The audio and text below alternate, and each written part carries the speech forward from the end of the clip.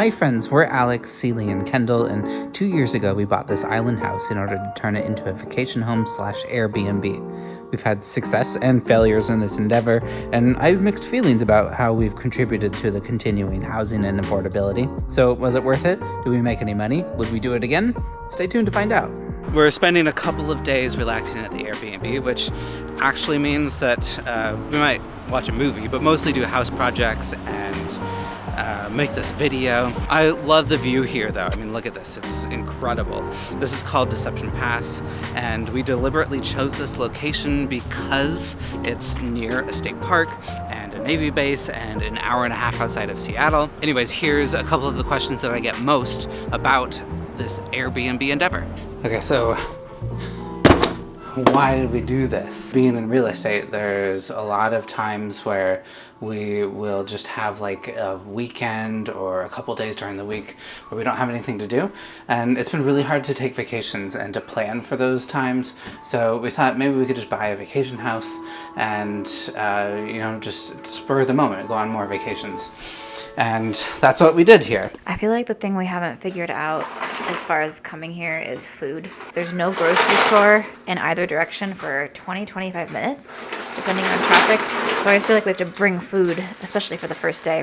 I never feel like I've brought enough food or snacks. Okay, I can't sugarcoat it either. This was fairly expensive. I mean, we did have to buy a, how much was this house? $920,000, I think.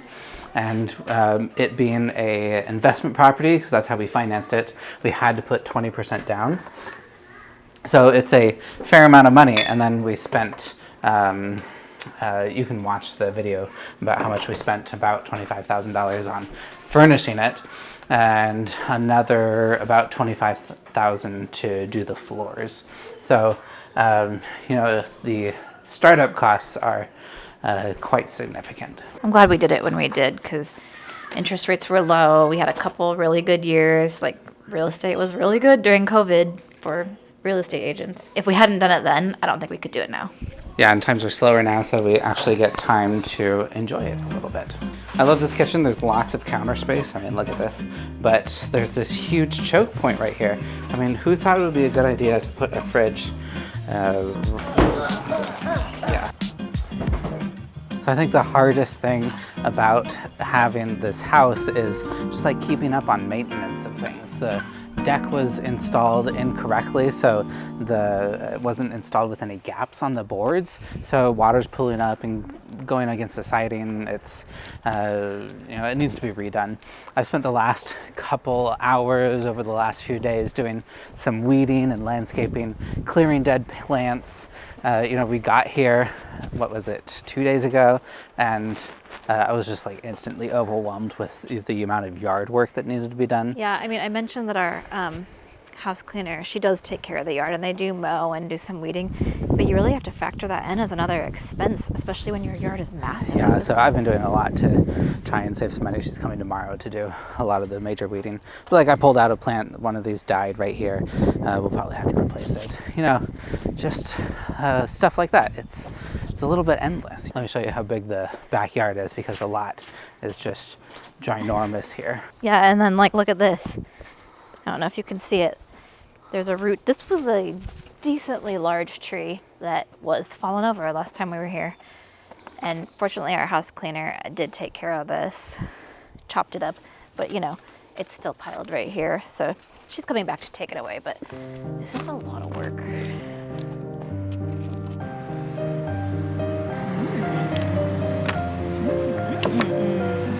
Dad's is very green.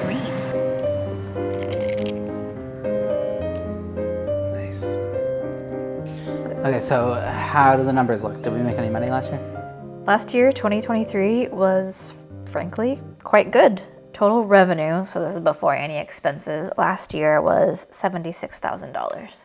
Oh, that's great. So that's a full salary. That's that was great. more than I was making at my job at the university. Yeah, when we were looking at projections for what we thought this house could make, I was thinking, if we could hit 75, then it'd be great. Okay, so for 2023 at least we did. So our mortgage, including property taxes and insurance, is $3,890 per month, which is steep.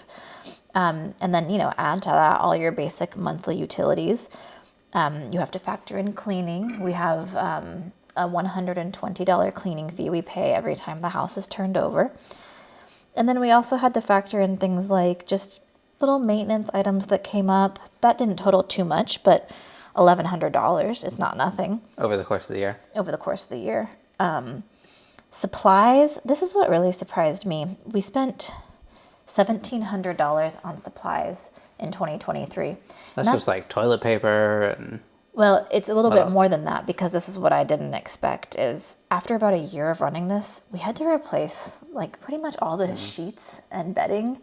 I mean, they weren't really bad. It's not like there were blood stains on them or anything, but they were just yellowing and it wasn't sort of the high-end look we were going for. We pay for certain softwares to help run this, like a Price Labs, which is a dynamic pricing tool. We have a software that helps with our bookings, that helps like Airbnb and VRBO speak to each other and that sort of thing. Those are $63 per month. So you can see how that adds up. Overall, for 2023, our expenses came out to $62,000 roughly. So the math is revenue minus those $62,000 in expenses. We walked away with $14,431 in hard profit. Great. Which is great. It is. It really is great. But kind of what we've been talking about is that doesn't really pay for some of the bigger ticket items that need to be fixed in this house. Like the heating system that's going to need to be replaced soon. We got a quote for like $45,000. Yeah. We're definitely going to try and find another quote, but yeah, but it's still going to be a lot. Very expensive. One of our decks does probably need to be replaced soon. $14,000 just doesn't go too far when you think of those capital expenses that are going to be coming up in the next couple of years. And that's a good segue into how things are going this year. So, that $14,000 sits in the bank account. We don't draw on that at all. And good thing because we are drawing on it. Made a profit this year yet. No, we're in April as we're making this video, and we're in the hole $10,000. We have not broken even yet 1 month. So that $14,000 profit is actually being eaten into quite a bit. Summer, I am expecting to make up for that and break even and then some. Just to give you an idea, last summer in 2023, June, July, and August, so just over the course of 3 months, our profit was $21,000. Yeah, so most of that profit is made in the summer. Yeah.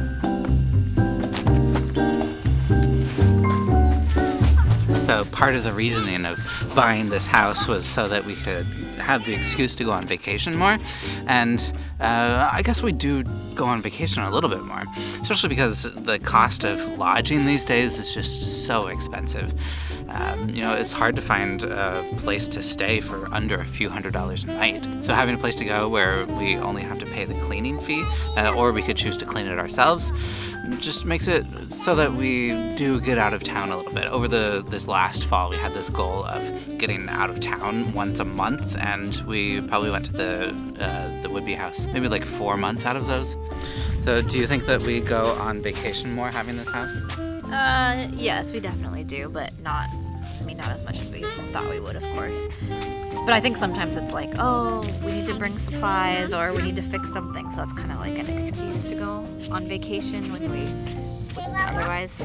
Yeah, maybe we spend like half the time working on the house and then enjoy a movie or make dinner or something. But, it kind of feels like a responsibility. But realistically, it's getting us out when we wouldn't otherwise.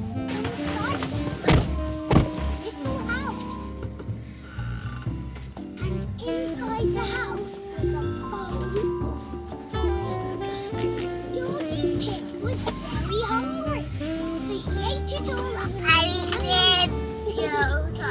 Just as he finished.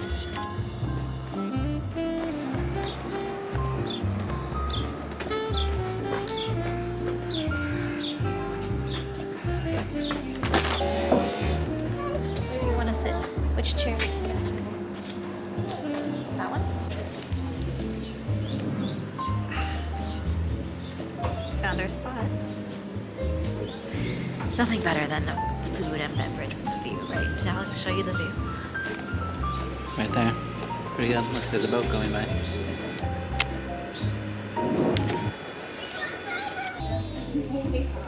Mom,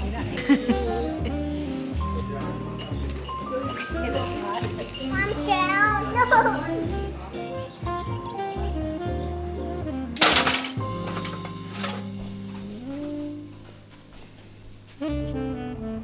I'm rewriting this segment because it was early in the morning and I didn't really articulate myself well. I do feel a little guilty about being a real estate investor sometimes, but I also think that the real estate market is not well understood by the public, and the media throws out these scary headlines and statistics that are kind of meaningless. There was this story last year about D.R. Horton selling like 4,000 homes to a large investment firm as rental properties, and everyone got all up in arms about investment firms stealing housing from first-time homebuyer. But these homes were always being built as rentals and as a strategic marketing move by D.R. Horton. And while it's a little disappointing, sure, they probably have to do this sometimes in order to stay afloat. And this large sale totally skews future statistics too. So, yes, we did buy a house in a neighborhood that might have otherwise gone to a primary homeowner, but all of our neighbors here already rent out a room or the whole house part of the year, and our direct neighbor is in the process of moving out and keeping the house as a rental property. We're in a vacation and a seasonal market here where everybody's doing the same thing. It isn't purchases like this that are driving up the cost of housing. It's a simple supply and demand issue. We're in a housing shortage, and through the increasing wage gap, there are people able to pay the increasing cost. The solution really is cities allowing more flexible building options and there being an incentive for builders to build it. I don't see that happening anytime soon, though.